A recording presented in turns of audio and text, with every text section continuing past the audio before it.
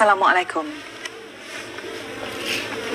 Nahas pesawat Fokker 50 MAS di Tawau.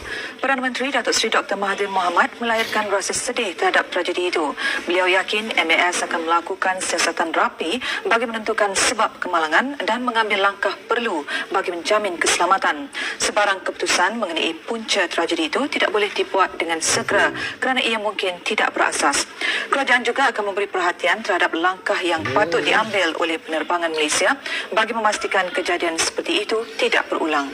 Saya amat sedih kerana rekod MAS daripada segi kemalangan seperti ini amatlah baik.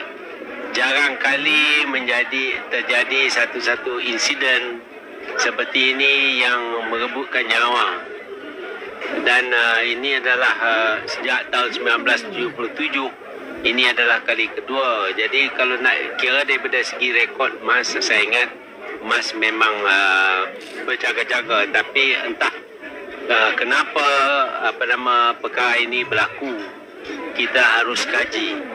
Saya ucap takziah kepada keluarga penumpang yang meninggal dunia, dan saya berharap mereka yang survive itu dapat pulih semula secepat mungkin. Sementara itu, Kerajaan Negeri Sabah merancang memindahkan semua setinggan berhampiran lapangan terbang Tawau. Landasan terbang juga akan dipancangkan 500 meter lagi. Hal ini diberitahu oleh Ketua Menteri Datuk Saleh Tun Said. Dan Tawau ini kita sudah lama beri amaran kepada mereka untuk berpindah. Sebenarnya kita telah pun mengenal pasti satu kawasan di Tawau ini, di Pasir Putih, untuk mereka berpindahlah. So, jadi pada kali ini kita akan mengambil tindakan untuk memindah mereka semualah demi keselamatan mereka. Ini secepat mungkin nanti kita akan selesaikan ya. Ini sebagai precaution, saya ini bukan saja di Tawau, di Kota Kinabalu pun nampaknya makin lama makin dekat sudah setinggan di kawasan tanah DCA ini. Jadi langkah-langkah yang disediakan penempatan sementara untuk mereka untuk di sini. Di sini ada disediakan dan ada di antara mereka yang tinggal dengan keluarga. Jadi saya pun telah tadi berjumpa dengan banyak mereka di hospital dan mereka memang bersetuju lah untuk berpindah dari kawasan ini. Satu lagi, the runway sekarang is 1.7 km. Dan tu Gafar dia cakap pasal untuk menambah 500 km.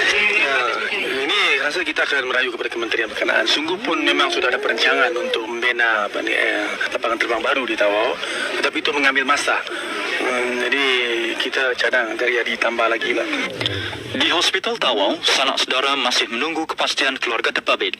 Setakat ini, hospital mengenal pasti 10 daripada 34 penumpang dan anak kapal yang terkorban. Antara yang terbunuh ialah juruterbang pesawat KL Wong dan pembantu juruterbang TH Su. 8 mangsa lagi ialah Chan Kiong Fai, Sulu Bandu, Bungalia Ranru, Jamilah Sulu, V. Vijaya Lechemi, Sri Bingah Nursiman, Ahmad Warjeli dan Lim Wan Ti. Menteri Kesihatan Encik Chua Jui Meng berkata, pengenalan mayat dibuat berdasarkan dokumen yang ada pada mayat. Penerbangan Malaysia telah membawa waris penumpang ke Tawau.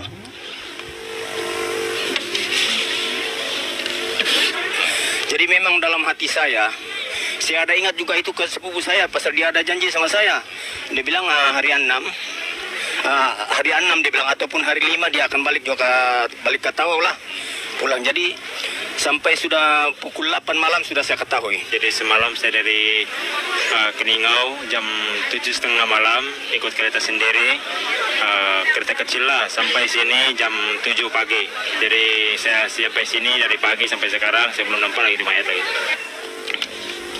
Dalam kejadian semalam, pesawat MH2133 dikatakan hanya mencecah landasan ketika hampir di penghujungnya, lalu melanggar pagar dan terbabas merempuh rumah-rumah setinggan di pinggir lapangan terbang Tawau.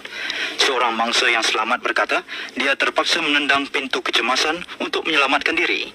Menurut seorang penumpang lagi, dia terjun dari pesawat dan ternampak asap keluar dari kokpit.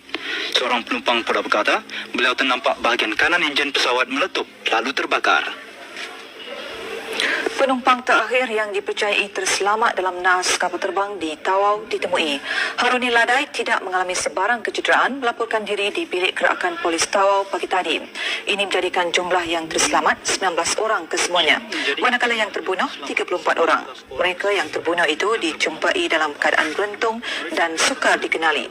3 ahli patologi dari Hospital Queen Elizabeth Kota Kinabalu kini berada di Hospital Tawau untuk membuat pemeriksaan terhadap mayat-mayat itu.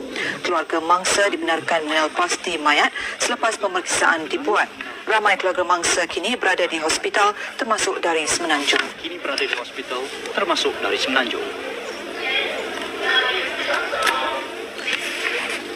Operasi mencari dan menyelamat mangsa pesawat Fokker 50 di Tawau disambung semula pagi tadi setelah diberhentikan kira-kira pukul 7.30 malam tadi.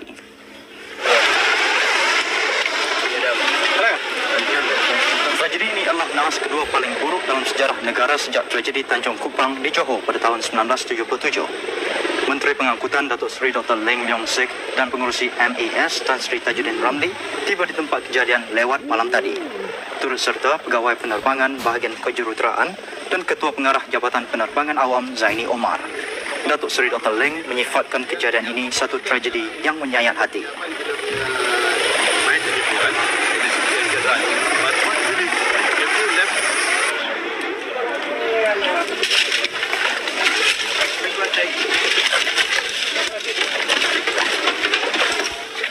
Kinabalu 伊拉莎白女皇医院的3位病理学家目前在达瓦医院协助检验罹难者的尸体。